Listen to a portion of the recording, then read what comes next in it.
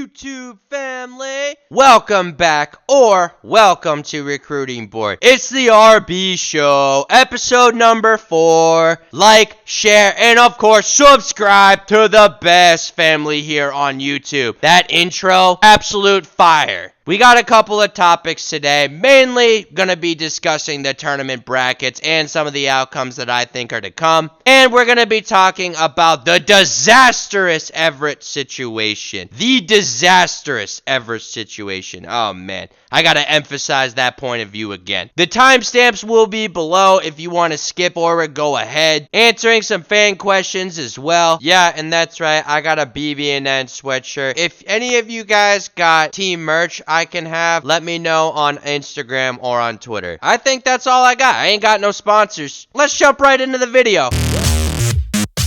I mean, obviously everyone knows that I have been a huge supporter of Everett these past couple weeks. Ever since I saw them play against BC High and they beat them, and I saw that they weren't really moving up in the power rankings, I did not think that they would leave out one of the most historically valued programs in the entire state of Massachusetts. One of the only programs that has a national championship. And I know that doesn't mean anything in regards to the power rankings, but I mean, come on now. They had one loss and it was to Xaverian. I don't think that if you had asked Coach Flores that first week of the season, hey, do you think that this is going to be for the season? Do you think if you lose this game that you will not make the playoffs? But that's what happened. Because they lost to Xaverian, they couldn't make the playoffs. Whether that's based on league play or whatever, they didn't. And it is absurd. You want to know what I really hate? Is that these are kids, the class of 2024, they didn't get a freshman season. They barely got a freshman year. They didn't get anything.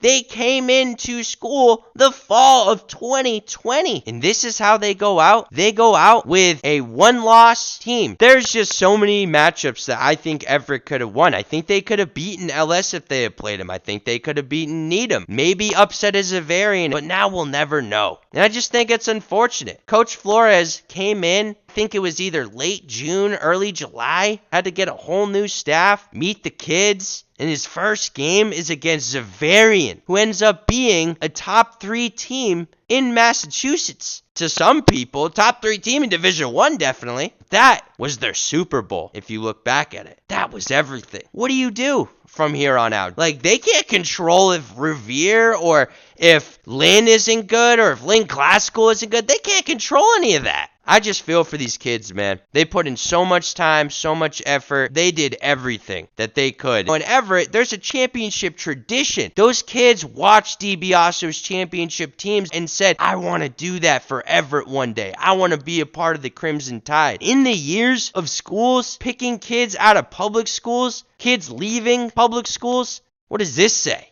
That you may not make the playoffs if you have one loss. Well, if I'm at ISL school, hey man, you really want to stick around for that? Yeah, I just said that, and guess what? Some of these other coaches are saying that. They're like, oh, damn, how am I going to keep my kids here if we're not making the playoffs? We as a state have to do better, and I wanted to bring in more awareness about this. I need to learn more about why this happened, how we can do better, what are some of our options. So what I did was I reached out to Steve Dembowski, who is not only the head coach at Milton, but he is obviously very involved with the Coaches Association in Massachusetts. He has a long history in this state. Coach Dembo's going to join us and describe what exactly happened with Everett, how we can move forward from this, break down for me and y'all who don't understand the ranking systems, how it started and what it's turned into. Y'all, we got the legend himself, the man, one of the top guys behind all of Massachusetts football, Steve Dembowski. Coach, thank you for joining us today. Thank you, Alex. Good to be here. I'm so confused on how this whole MIAA thing works, how it was founded, why it's in place, and obviously everybody's in an uproar because of what happened with Everett. I hope you can clear up some questions I have. So I want to start, Coach. Where did this ranking system come in place? It really came about as part of the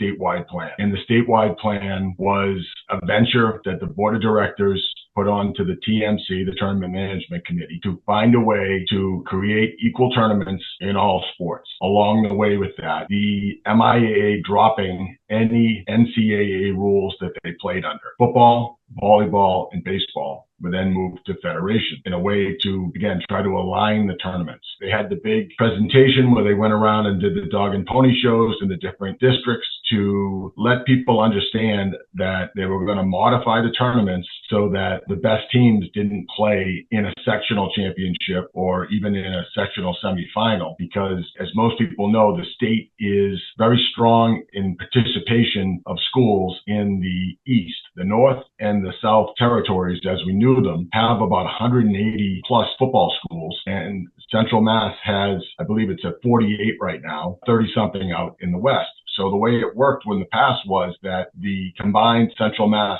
Western Mass schools automatically got a ticket to the state final. And they were only representing about a third of the teams that played football. And this happened in all sports. So it was kind of tasked to the TMC to come up with a system which would allow the qualifying and the method of the tournament to be consistent in all sports. They changed the rule sets. They came up with this power rating. And when this presentation was passed, I think we're now in year 3 of it. So it was 2021 when it was first implemented? Yes. Okay. In football, under the old method, when we went to a statewide plan in 2012, I believe it was, we were still presenting the plan by territory. The East had a power rating formula. Central had its own power rating formula. I remember the West used what was called the Walker system to qualify their people. We played 7 weeks. The West and the Central played 8. And that, in the TMC and obviously from the board of directors too, this was the right move. And the Coaches Association, at least in football, was behind this as well, where, hey, let's get a uniform statewide policy for a tournament. Where the football coaches varied in the plan was that we wanted a longer qualifying period. And what you're seeing now is, and what we've seen for the 3 years, is that you're basically lumped in with your league if you're required to play in one. And that has held back certain schools from either getting a good seed or, in this case, a 7-1 Everett team who had to play 6 league games, not qualify. Something that was pretty clear in the beginning. I think in year 1, there were some schools that did not get in, or I think there was like a 6-2 Norwood team that had to go up and play Marblehead as the 1 seed. And then you started to look at it and you could really see that if you were in a strong league, for example, the Hockomock, the Catholic Conference, the Merrimack Valley, if your league really performed at a strong level, you could have, 1 to 3 wins and still be in the top 16 because the opponent value of the rating is 50%. Dembo, that's why I was going to ask, why didn't they make it? Because you explained it on Twitter, but if you can explain that again, so the ratings of the wins and how the opponent, your score, your win-loss margin can be a +14 to a -14 for a given game. If you are a +14, that's then divided by the number of games that you played, and that comes out with your value. So I don't know what my value, what Milton's value was this year, but at one point we were 14 win, 14 win, 14 win before we lost some games. But you average that out. The most that you can be on your value is a 14, and that's if you win all 8 games by 14. And then your opponent value is really not controllable by you, particularly when you play in the league. So what you see often is, in the Hockomock is one of the most consistent leagues, and I'm not picking on them for anything, but that league is so consistent with the quality of football that they play that even their teams that finish below 500 can get in the tournament, even though their own value might be low. The opponent value that they've created by playing those 8 games gives them a higher number and gets them in, and sometimes even gets them a home game with a losing record or a 4-4 record. After year 1, I actually studied making your own value 60% and your opponent value 40, and it did change some of the lower sided, the schools 8 to 16 that, where someone with a 3-5 record was ahead someone with a 6-2 record. And I presented that at the football committee. It was supposedly passed on to the TMC. The TMC has been proactive in some areas, like we added the competitive equity tool this year, which moved some teams from different divisions based upon the number of kids that finished the year at the school they're in. It was their way of kind of coming up with an urban factor. And so they've kind of done changes in certain areas where they allowed the divisions to be changed. For a lot of football purists, it's not really cool when there's 22 teams in Division 2 and there's 52 teams in Division 8. They say they're going to look at this now with 3 years of data, but I mean, the TMC is now the strongest part of the MIAA. And again, the MIAA is made up of its membership. Even though Dr. Baldwin and some of the other people down there do a fantastic job, they really can only lead the committees. They don't vote. So, the people who are on the committees are often the people who are proactive in athletics and come from bigger schools, and they make the decisions on what changes are made and what changes aren't made. So not to get too into it, because I don't know anything about how it works politically, all that, but I'm saying, does this kind of help in some ways, though, that it happened to an Everett? Because, if there's a school that you can't leave out, right, with one loss, you left out Everett. And that's one question I would ask Flores is, do you think he knew that first week of the season, he was coaching for the season, his first game of the season? In all honesty. No, I don't think he knew that. Right. So do you think it helps, though, Denvo? I think it helps to send a message. I mean, the message has been sent. The Coaches Association would like a longer qualifying period because, Alex, you cover a lot of football. There are some great programs in this state that are going to be state title contenders every year. But as it stands right now, 77% of the teams that play football in the state of Massachusetts are going to play a consolation game in November. Another 23% of the schools can get a first round shot where only 12% have scored an upset. We've kind of put the playoffs ahead of the experience of the student athlete. That's something we'd like to see fixed. In this case, it would give Everett the chance to go out and schedule 2 or 3 more games so they could play a 10 or 11 game season and improve their record. If they don't modify the system, you're going to force Everett to walk away from the GBL because they just can't keep playing those other schools that aren't at the level they're at and drag down their opponent rating. And then they'll never qualify. They'll always be a low seed. They'll never have a home. Yeah, and that was one question I had was, if you're Everett, what do you do? Because this can't happen again. So you're saying that could happen? Hopefully they'd be in favor of 10 or 11 game season with an 8-team tournament, right? Where they could go out and schedule 3 more games against Division I programs that are consistently competitive. Because that's all you can do as a coach is schedule programs that have been consistent, because sometimes they are going to have a down year. But if you have 3 to 5 of them on your schedule that are very competitive programs, several of them are going to be good. And you can keep your rating high regardless of whether you win or lose. We were 5-0, lost our last 3 games. The last 2 were close, 1-score games. The question to me posed after the last game, are you concerned with your team heading into the tournament? And I said, well, we played one of the toughest schedules, probably the toughest schedule a Division III team can play. Maybe Milford's could be in that argument too. Our opponents are 42-22, and that kept us at number 3 in the seeding because of who we played as well as how we did. I think for Everett, for schools sometimes that are in the Tri-Valley, schools that are in Central and Western Mass, I think you see Wachusett and Shrewsbury going out and scheduling more games. Obviously, Springfield Central will play anyone anywhere, and the reason they want to do that is that they know that there's value in that for them. And I think we've got to get more crossover throughout the state, particularly in divisions probably 4 and below, because a lot of the Western and Central Mass schools, the majority of them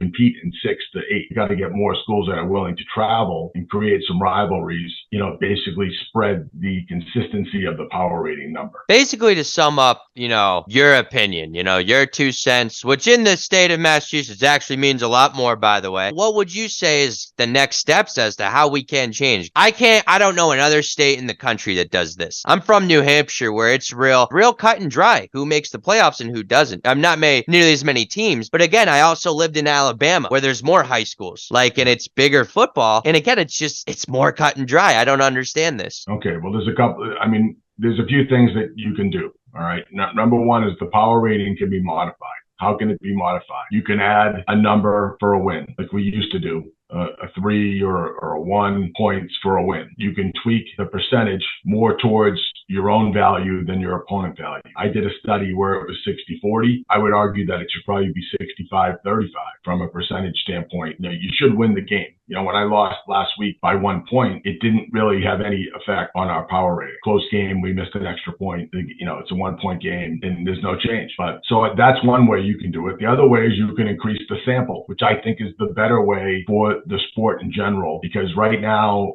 over the last 12 years, we've lost about 35 schools that used to play football have either closed their program or they had to go co-op with another program because they couldn't sustain it. Well, why do kids leave sports? Because they're not having a good time. And I know this has been a big factor in the inner city right now, that if you don't qualify for the tournament, a lot of kids say, well, I'm going to go get a job or I'm going to go get ready for my winter sport, and they walk away. And that's why the inner city programs, their numbers are down. And even in Boston, they've gone from 12 schools that played football, I think, down to 7. Because Excel High School this year couldn't field a team. We've got to create change in football. Football is the only sport in the MIAA that offers consolation games at the end of the season. And I can't imagine that we do that when the objective was to create a statewide tournament that could be used in every sport. I think the best way to increase, at least try to improve getting the best teams into the tournament, would be to play a 10 or 11 game season, end it on Thanksgiving, and follow the Connecticut format of playing 2 weeks, an 18 tournament, and letting postseason be 2 weeks instead of 1. At first, it provides every kid a full experience to play football in Massachusetts, where they're playing league games in November and they're finishing either on that week 11 as it's in the MIAA calendar or on Thanksgiving Day. Second, it allows the best teams to rise to the top. They've played another 30 or 40% of the qualifying period. You add 3 games on, it's a big difference compared to 8 when you can go to 11. Plus, like in scenarios where league games are on Thanksgiving, BC High has done well, but they didn't get to use CM in their power rating. I didn't even think about that, Dembo. Devarian hasn't played St. John's Prep, so both of those lose each other's value in there. And there are programs like that would benefit that are in different divisions sometimes, as CM and St. John's are. In the past, there were, programs like Holliston and Ashland, Marblehead and Swampscott, KP and Franklin. Like if they got to play each other to complete the league season, which a lot of league games end on Thanksgiving.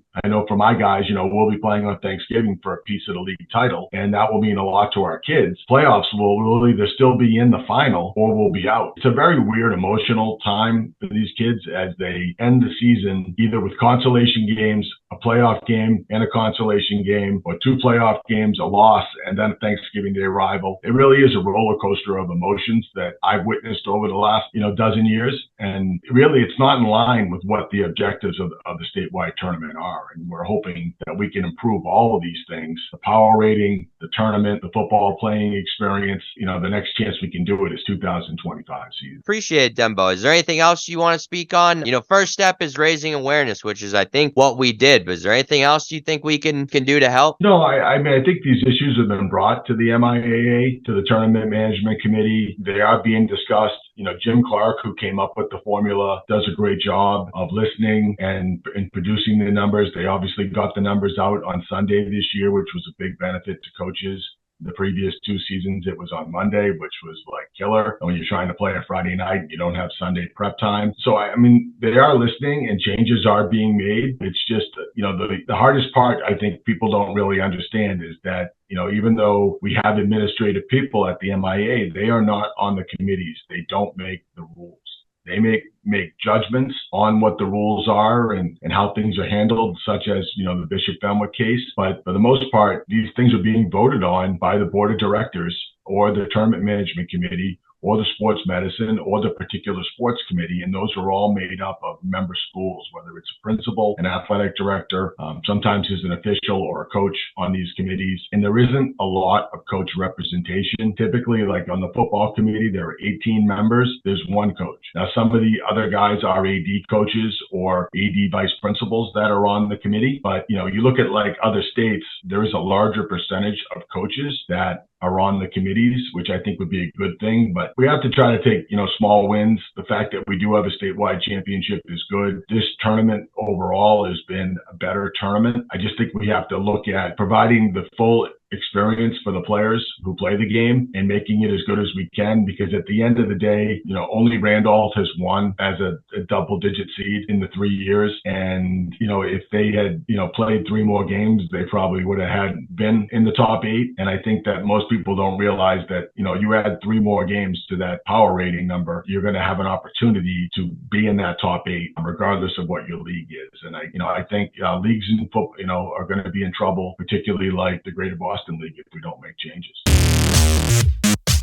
Now it's time to answer some fan questions. A lot of the fan questions were just, hey, who do you think wins this game? Who do you think wins that game? I already answered those questions for you in this video, but here are some other ones. What do I think about Andover beating Billerica? That's a good question. Honestly, I was very disappointed in what I saw from Billerica. I think that they can recover, but I was expecting them to win the game, first off. I thought that Andover was not going to win that game, but I didn't think they'd get blown out like that. They got killed, and it would have been worse if Andover didn't play better in the second half, and it's not like the offense was having a hard time moving the ball. They got in the red zone their first couple drives. They just got picked twice in the end zone. It was kind of concerning seeing that's the way that they go out before the season's over. They were having such a hard time defending the short passes. Andover wasn't doing anything too. Like, they weren't taking a lot of shots downfield because they didn't have to. Don Pap threw 4 touchdowns, but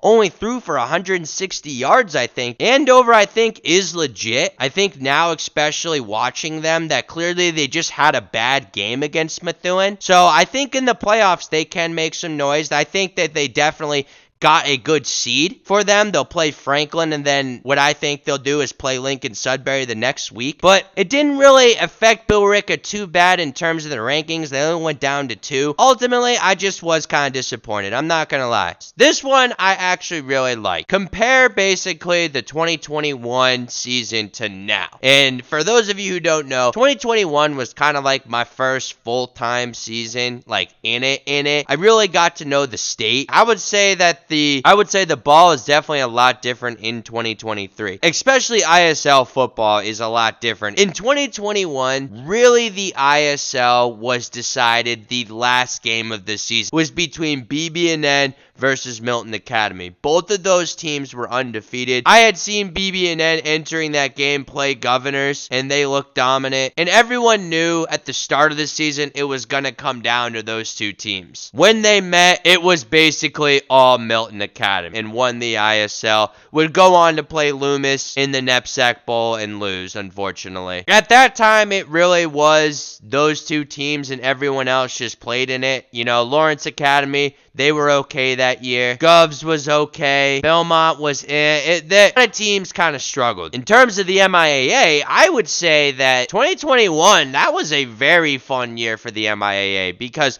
Franklin went on a run, and they did not lose a single game in the regular season. They looked elite. And when I saw them play Springfield Central, they definitely played Springfield Central better than Central Catholic did in the Super Bowl. CM, that was the start of their reign of dominance. I honestly think that 2021 CM team could have beaten anyone in New England, and I mean anyone. They had so many guys in that 23 class with Devon Marshall, Kyle King. Those guys were loaded. With a healthy Boubacar Traore, who people forget, he wasn't even healthy for majority of the season. That CM team would have beaten anyone, and I mean anyone in New England. And I include that Loomis team now. Division 3, Marblehead went on their run. Swampscott, that year, they were Division 5, but Swampscott probably could have beaten most teams. They could have beaten a lot of Division 1 teams, D2, 3. I mean, they barely lost to Marblehead, who was the best D3 team. I would have loved to see a Swampscott Duxbury Super Bowl that year. But now, compare it to this year,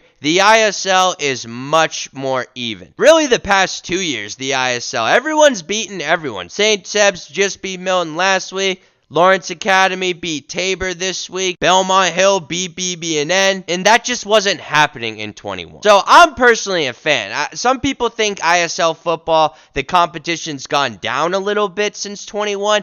I don't agree with that. I think that maybe that means your team isn't as good as they were in 21, but I think the ISL has gone up in talent. More teams have more of it, and especially with what Jeff Moore's doing down there at Tabor with one of the smaller ISL schools, I'm going to expect some of these other schools to start upping their game. We had just missed the fall of 2020, so the 21 season I would say was a pretty special year. Not only that, but that was the year I really started to take over the state, you know what I mean? And I started growing my fan base every single day since then. So my next question is, what do you think of Belmont Hill this year? And I personally wanted to shout them out because I have personally loved what Coach Anthony Fusulio has done in year 1 at Belmont Hill. Honestly, it's not even a full year. He got that job in the spring. He came straight out of Harvard to Belmont and the ISL, and he is doing damage. Their quarterback, Reese, is playing out of his mind. He was one of our dogs of the week last week for his performance against BB&N. Of course, Tommy Rupley is one of the best defensive ends in the entire country. And his counterpart, who is going to be a Power 5 player as well, in my opinion, Sampson, who he hasn't even been playing football that long. But look at some of these clips. This kid can absolutely play. Look at that get off. Look at that size. Look at that speed. Harrison DeWitt, Miles Beckles on defense. Belmont is legit. I may be going to their game this week against Milton Academy. We will have to see. But I personally am very impressed with what Belmont is doing today. And once Anthony is really in it and has some recruiting classes in, you got Jeff Moore and Fusulio in the ISL now. Here's a good one as well.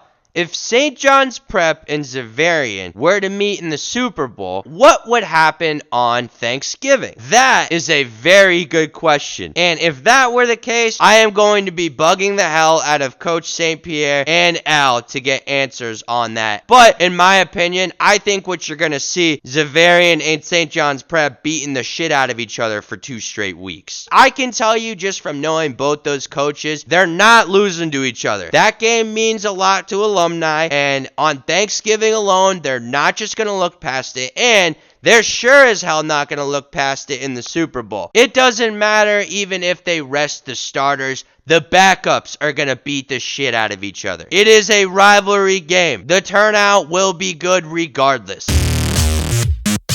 Next segment, we're going to react to the playoff bracket, starting with, of course, D1 and only. Here we go.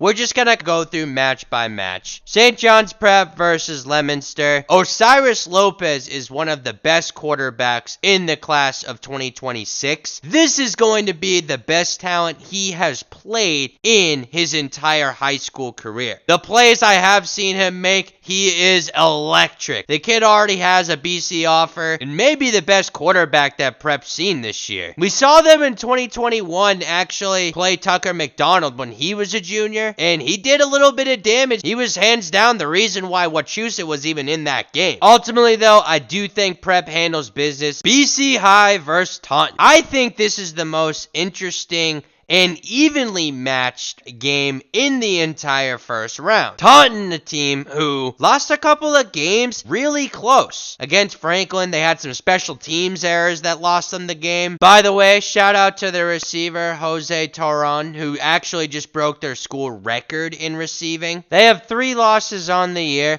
1 to Middleborough, 1 to KP, and the other to Franklin. BC High, on the other hand, they have a couple losses this season. 1 to Everett, Xaverian, and St. John's Prep. Those are 3 great teams as well. So I actually think this is a very evenly matched game. And to be honest with you, I don't know who wins it.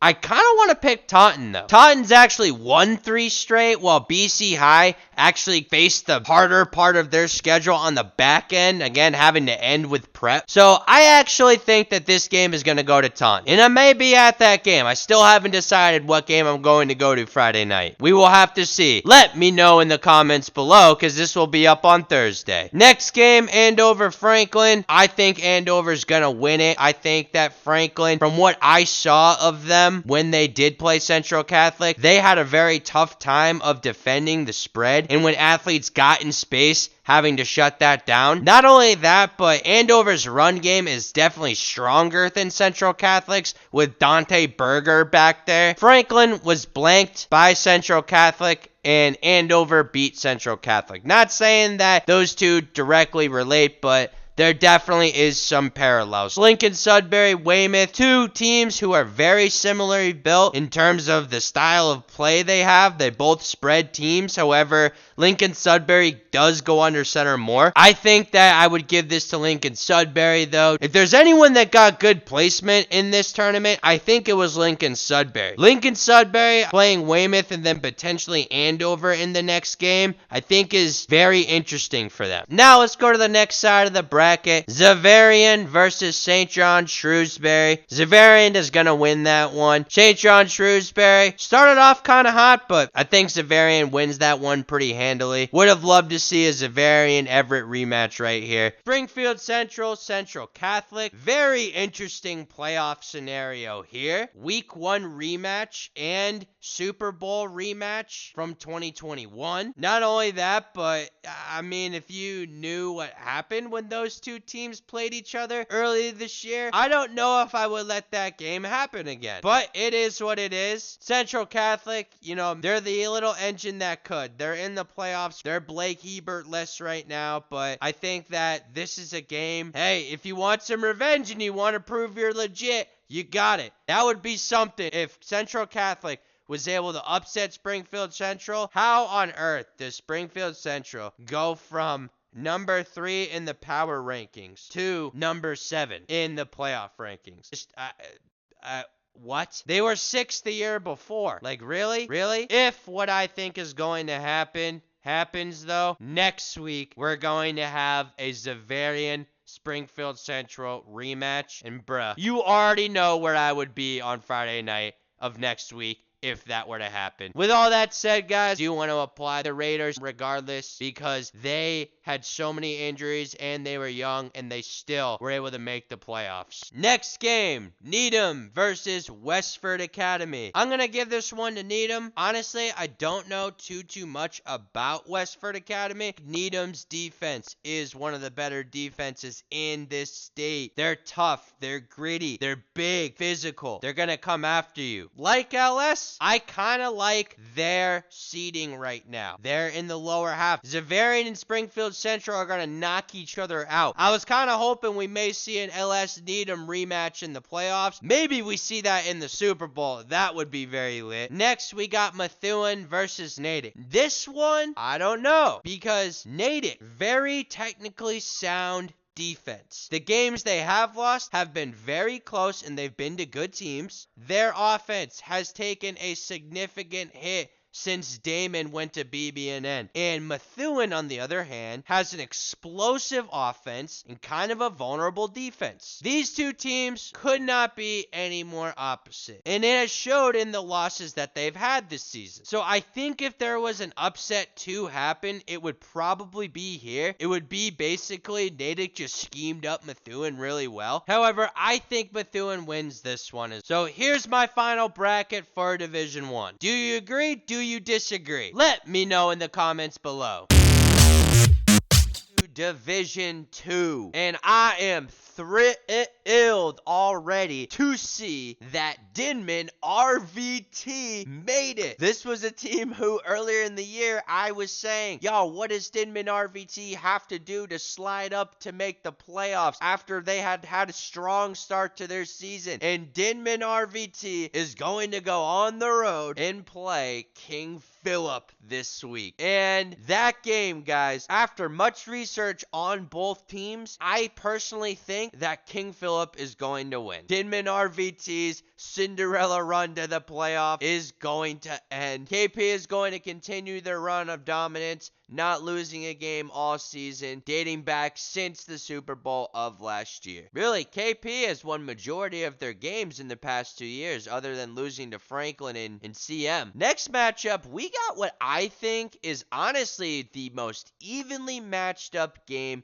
in the entire state. And I mean all the divisions now. North Andover versus Winchester. Very interested to see how this game unfolds because North Andover with Zach Walensky, you know what he's going to do, and that's everything for them. So can Winchester shut him down? Winchester has taken a huge step forward as a program this year, so I'm going to personally pick them this game to move on and play King Philip in the second round. Peabody versus Arlington. Peabody with a game last week that I honestly wish I went to versus Salem ended up being a classic where Eli Batista took over. They have been electric throughout the entire regular season, and I'm actually very impressed with them, especially with how many receivers they lost and with the loss of the school's best quarterback that they've seen statistically, Shea Lynch. However, the Tanners have looked great this season. While I do commend Arlington for making the playoffs, I can't pick them over Peabody today.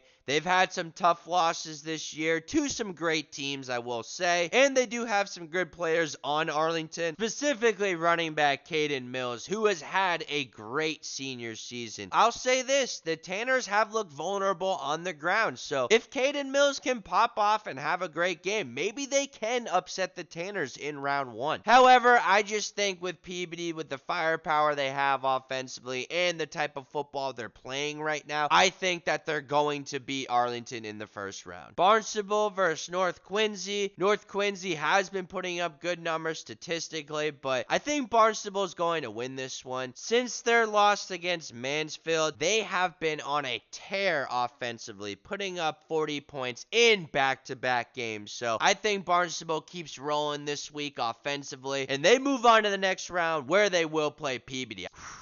That would be a great game. Bernie, if you are at that game and you have that footage, please give it to me. But then again, you have never responded when I ever asked for Peabody film. Therefore, it's probably off limits. So you Peabody kids, pressure Bernie into letting me buy that film off of him. Let's take a look at the other side of the bracket now. CM versus Cambridge Ridge in Latin. Man, alright, let's just be honest. We're going to give this one to CM. This will be a great opportunity, though, for some of you Cambridge kids. Listen, if you guys have a great game against CM, bruh, you can ball out and get an offer. Just saying. Wellesley versus Belmont. This is another game that I have circled on my calendar. I think these are two evenly matched teams. Wellesley, like I've said in weeks past, started off kind of slow, but they've picked it up these past couple weeks. Unfortunately, had a bad loss last week. Belmont, on the other hand, I like this team from what I've seen of them. Brian Logan is a baller. I do pick Wellesley winning this one, though. I think that they do get their footing back this week. However, it was tough for me not to pick Belmont in this one. Marshfield versus Plymouth North. I got Marshfield winning that one. Marshfield lost some guys. They lost CJ Bell to a transfer to St. Thomas More. They've looked pretty good. They have some quality wins this year. And going into these D2 playoffs, I think they have a good seeding as well. Bishop Fian versus Concord Carlisle. I got Fian winning that one. The Shamrocks will continue their win streak. Here's the final bracket for all of D2.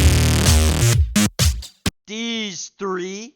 I'm loving some of these matchups early. I got Milford beating Stoughton in the first round. West Springfield, North Attleboro, though. That's a good matchup right there. I got West Springfield winning it. Walpole versus Hingham. I got Walpole winning that one. I was talking to Dembo about Walpole, and he was saying they are legit. Obviously, Milton played them, and he said the quarterback is definitely legit. Jamal is legit. So I got Walpole beating Hingham. Mansfield beating Westboro. Very interesting matchup here. Bill Ricka versus Plymouth South. Bill Ricka, if I hadn't seen what I saw last week, Bill Ricka had a tough time stopping the run when Dante Berger was on the field. Cassius Johnson and Plymouth South, those guys can definitely run the ball out there. Ultimately, I do think Bill Ricka wins this game. Woburn versus Westfield. I picked Westfield winning that one. I want to pick an upset. Milton, on the other hand, they got a tough schedule. to get to the Super Bowl this year. I have them beating Minnesota, but they will have to face the best defensive player in Dejon Johnson from Minnesota, who just picked up another offer. I believe it was from Elon. 6'4", athletic freak. So good luck defending him off the edge. You got to keep Pat upright if you want to beat Minnesota. But then they're going to have to go on the road and play either Dartmouth or Doherty. And I picked Dartmouth to win that game, and you don't really know what to expect from a team like that. You know, those South Shore teams, it's a lot different when they come up here. Because sometimes you don't know how the ball's going to translate, or sometimes they're Duxbury. Milton Dartmouth next week will be a good one, but there's my predictions for D3.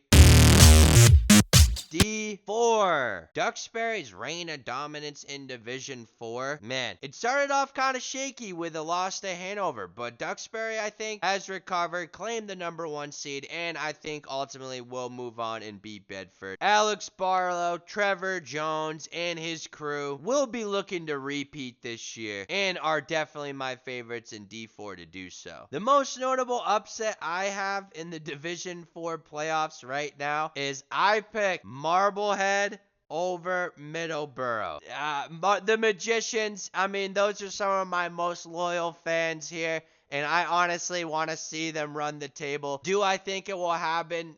We'll have to see. Had they had Miles O'Neill, this team is a lot different. But I regress and say I picked Marblehead to win it. Scituate Wayland, I kind of had a tough time picking Scituate in this game, but Wayland does struggle to defend the run, and Alex Burrell is a dog for Scituate. Holston should beat Ashland, and Grafton should beat South. 1, 2, 3, 4, 5, D5. Yo, low-key, these have some of my favorite matchups in them, and I really want my predictions to be true here, because we're going to see a Dedham-Danvers game next week, and I've said that a couple weeks ago that I would personally love to see these two teams play, and that would happen in Dedham. Yo, if somehow that game's on a Saturday, bro, hey, maybe I go. Let me know in the comments below. Hanover versus Gloucester, round 1. Bruh, my fishermen, we couldn't have put them against Foxborough, or we couldn't have slid them up and played maybe a Shawsheen, man. Fishermen did just ball out last week. My guy Johnny had a career day against Beverly. But of course, I think Hanover is destined to win it all in D5 this year. I love you guys over in Gloucester, though. Congratulations on making the playoffs. We're going to bring Gloucester back to their reign of dominance, boys. Foxborough and Shawsheen, I got them both winning, and Auburn and Old Rochester both winning. The biggest upset at D5 would be Auburn beating Newburyport. Yo, no lie, I've been getting hella love for some of you guys on Instagram from even talking about Division 5 schools. I don't know too much. It's very hard to know a lot. So anything that you guys can tell me via Instagram that I can talk about on this show would be huge. Division 6. Division 6 has what I think could be the most interesting game in the state on Friday, and that's Linfield versus Swampscott. Linfield and Swampscott not too far away from each other and very similarly built. Linfield with a tough loss to North Attleboro, their only loss of the season, while Swampscott, they got a couple of losses, but they have rebuilt from last year's down year. So I'm actually really interested in that game. I have Linfield winning. I may go to that game. Don't really know right now. Winthrop beating Fairhaven. I actually think Winthrop's playing some of their best ball recently. Them beating Salem actually has shaken up a lot in Division 6. That is for sure. That gives them plenty of momentum and credibility when it comes to the playoffs. Something worth notable for Salem, they only have 2 losses on the year. Obviously one to Winthrop, the other to Peabody, who's a good team. I still think the Salem can win Division 6 this year, but these 2 losses in back-to-back weeks are kind of hurtful for the Witches. They would have to play either Cardinal Spellman or St. Mary's next week, and I got them having to play St. Mary's, who I personally think isn't getting a whole lot of love. I think Division 6 would be much more of a wild card. I think best of luck to all of you that are in the playoffs this week, or that are playing in consolation games. If you agree with any of what I said, or if you disagree with what I said, put in the comments below. Don't tear down other players. Don't be too raunchy about other teams. If you live close to a high school, y'all, and you don't have anything to do, go pay $10 and see these kids play for what could be the last time in their life they are playing high school football. Or maybe the last time in their life they're playing football at all. And these kids have worked months and months since August to compete for these moments. The least we can do is go show support. I'm Alex Agrella with Recruiting Board, and I will see you next week. Signing off.